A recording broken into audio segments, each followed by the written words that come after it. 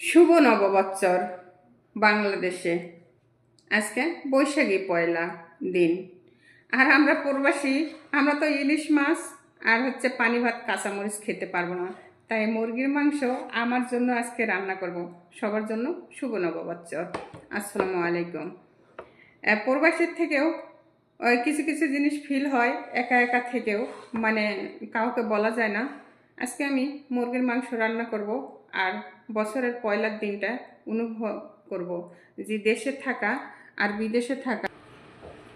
শুভ নববৎসরের দিনে আমরা প্রবাসীরা কাউকে বলতে পারবো না যে আমার জন্য একটা ইলিশ মাছ আনেন। সবাই রান্না করে খাচ্ছে, আমরা একটু সকালবেলা পানি ভাতের সঙ্গে খাবো। আমাদের বলার মতো এখানে আপনজনটা কেউ নেই, নিজেরাই সব কিছু করতে হয়। তাই মুরগির মাংসটা এখন ভেজে নিব ইলিশ মাছের বদলে। মুরগির মাংসটা ভেজে নিতেছি, এভাবে রান্না করে খাবো। ভাববো আজকে আমরা খাইতেছি ইলিশ মাছ, মুরগির মাংসকে ভাববো, যেহেতু নববৎসরের দিন, পয়লা বৈশাখীর দিন, এটা সবাই আমাদের বাংলাদেশে ঐতিহ্য হিসাবে পালন করে। আর সেটার মজাই কিন্তু আলাদা। দেশে থাকলে রান্না করে সবাই মিলে একসঙ্গে খেতাম, তবে ইলিশ মাছটা যদি কিনতে না পারতাম, তবে আমার মা নাই, আমার মার সঙ্গে হয়তো খাওয়া হতো না। তবে কিন্তু আমার বাচ্চাকে নিয়ে, আর এখন এখানে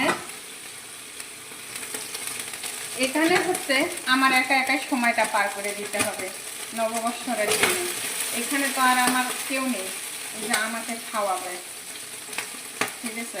এখানে আমার কেউ নেই, আমাকে কেউ খাওয়াবে না, আমার সব কিছু নিজেই খেতে হবে। এটা আমাদের জীবন প্রবাসীদের, বললে কোনো লাভ হবে না কাউকে। কেন? এখানে দুঃখ বোঝার মতো আমাদের কেউ নেই, দুঃখটা আমাদের কেউ বুঝবে না, নিজেকেই সব বুঝে নিতে হবে,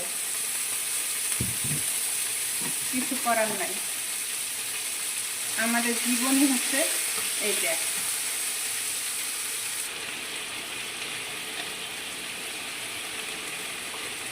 এখন আমি মশলা দিয়ে দিতেছি সব ধরনের।